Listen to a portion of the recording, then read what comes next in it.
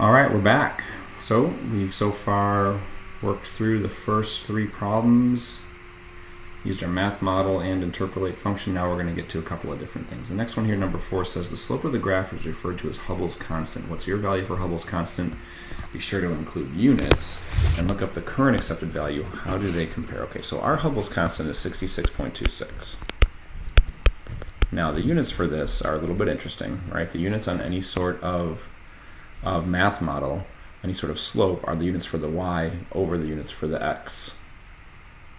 And the units for y in this case is the velocity, kilometers per second, and the x is megaparsecs. Okay, so that is our units there, 66.26 kilometers per second over megaparsecs. Let's take a look and look up the value for Hubble's constant online. So,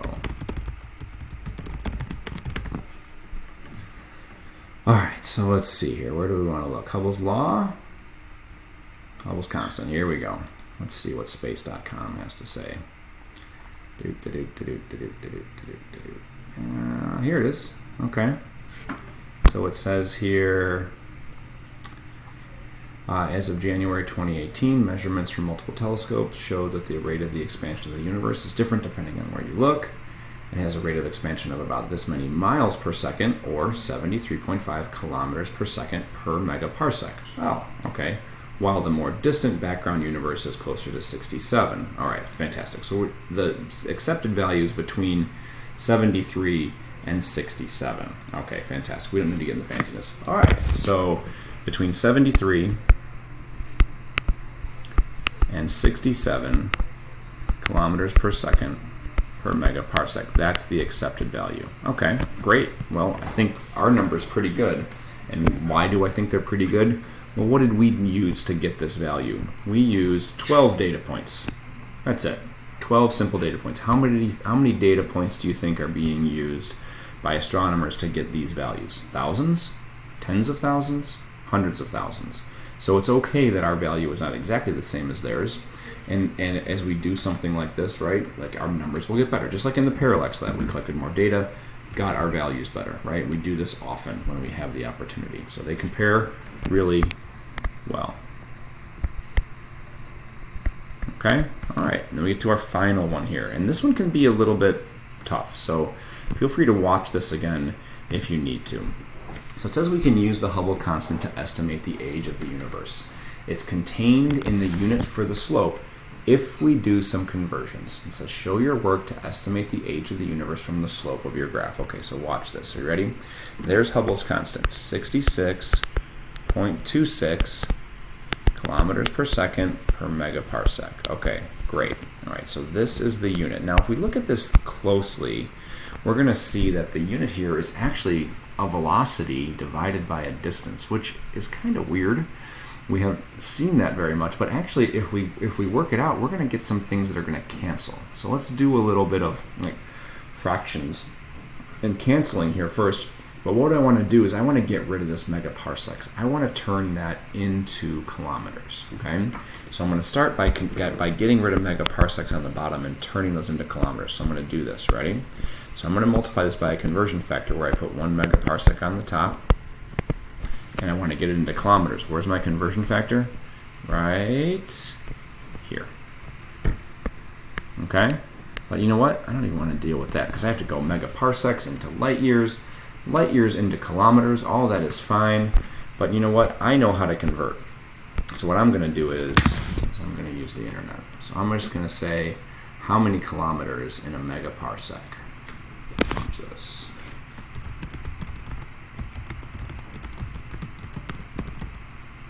Cool. Well, look at that. 1 megaparsec equals 3.086 times 10 to the 19th kilometers. 3.086 times 10 to the 19th. 3.086 times 10 to the 19th kilometers. All right, good. So I'm going to cancel out megaparsecs in this thing, and I'm going to end up with something that's going to be kilometers per second over kilometers. So let's do this. Oh, no, I don't have scientific functioning on. No, I do here somehow. I don't like this little scientific calculator here with freebie. Let's see if I can make this work. 66.26 divided by 3.086. No, that's not correct. All right, here we go. We want to do, there we go, sorry, I shouldn't be figuring out how to do this in front of you. I should have done this already, but let's just go 19th, 10 to the 19th, there's that, times 3.086 equals that. Ugh, that is an ugly number.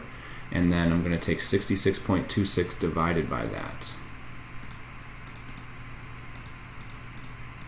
And there we go, I get this number. All right, so this is a big old ugly number, but this is why we love scientific notation, my friends, because I don't need to keep that much of it. I've just turned this now into kilometers per second per kilometer. So let's get that number back again. 2.147 times 10 to the negative 18th.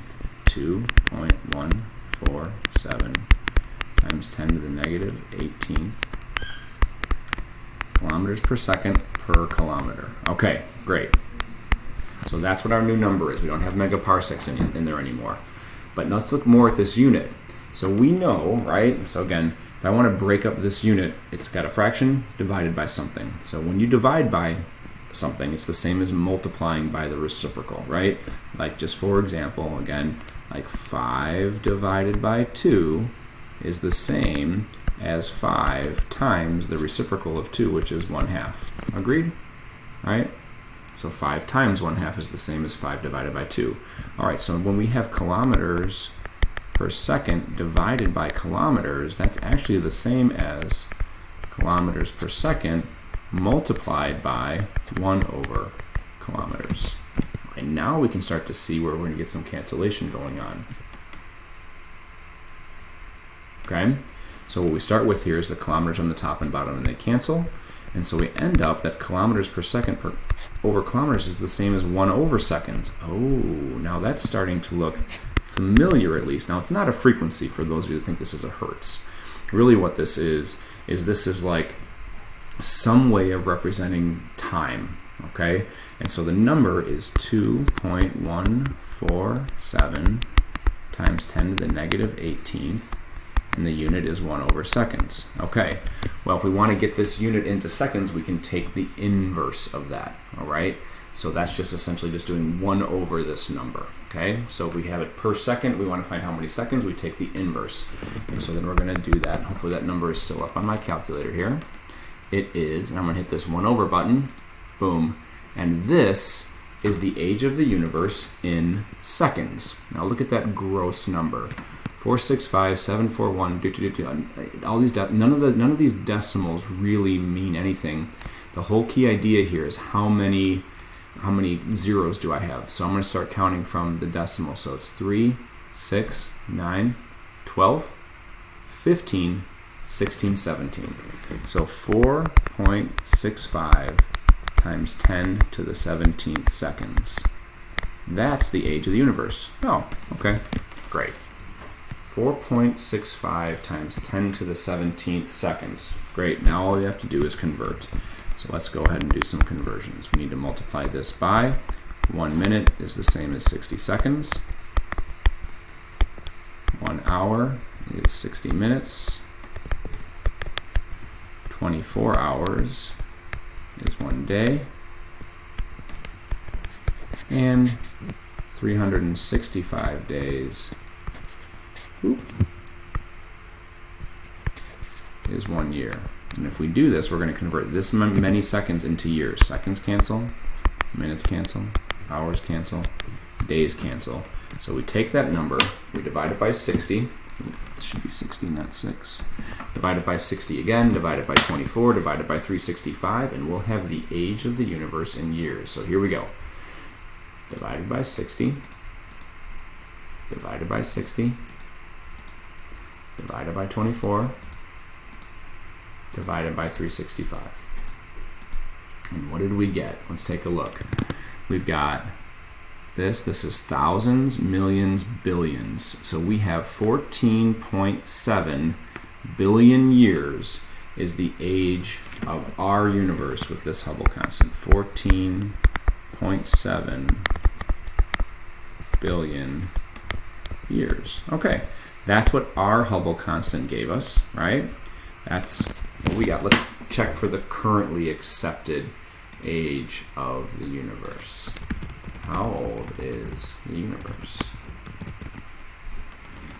13.7. Oh, and again, you'd be like, well, it's off by 1 billion years. Sure, that's a lot, but again, remember, our data, right, is based off of 12 data points, whereas the currently accepted value is based off of something way more than that. How do they compare? They're really close, considering we only had 12 data points. Okay, so now as you go back and process what we did here in number 5, this is where things get a little bit tough. Remember what we started off with. We started off with Hubble's constant, 66.26 kilometers per second per megaparsec. We said this is kind of a wonky unit.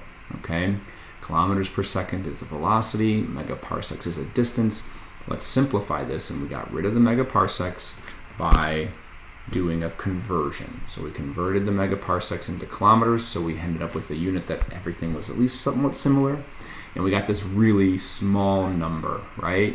2.147 times 10 to the negative 18th kilometers per second per kilometer. Okay, and then we used some rules of fractions to cancel out the kilometers, right? We realized if we divide by kilometers, it's the same as multiplying by the reciprocal.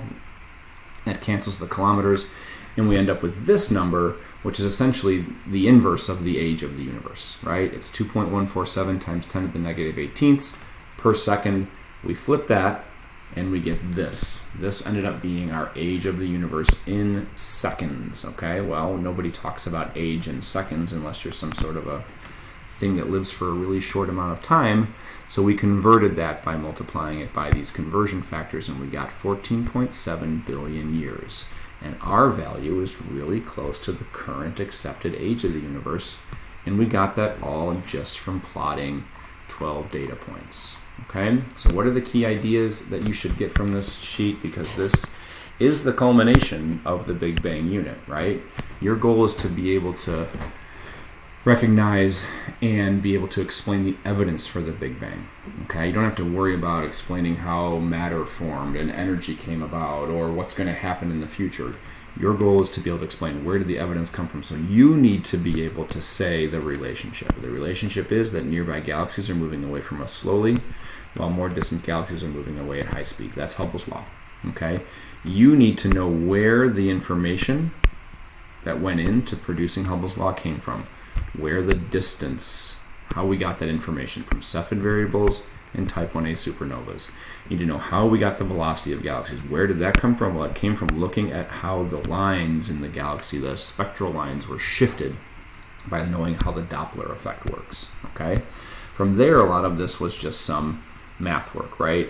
We looked at what the relationship was, and we saw just what Hubble's law said. The further away galaxies are moving faster. Closer galaxies are not moving as fast. Okay? And then we finally used the graph and used our math model to estimate some things. You can absolutely be expected to do that. Compare it to the speed of light. And then finally we did that tough thing whereas we took Hubble's constant and we then converted that into an age of the universe. Okay? And our age was 14.7 billion years from our 12 data points, and the accepted age is 13.7 billion years. Point being, really, really close. Okay? All right, good job, my friends. Hopefully that helps you to understand what was going on in that worksheet, and we'll talk to you soon.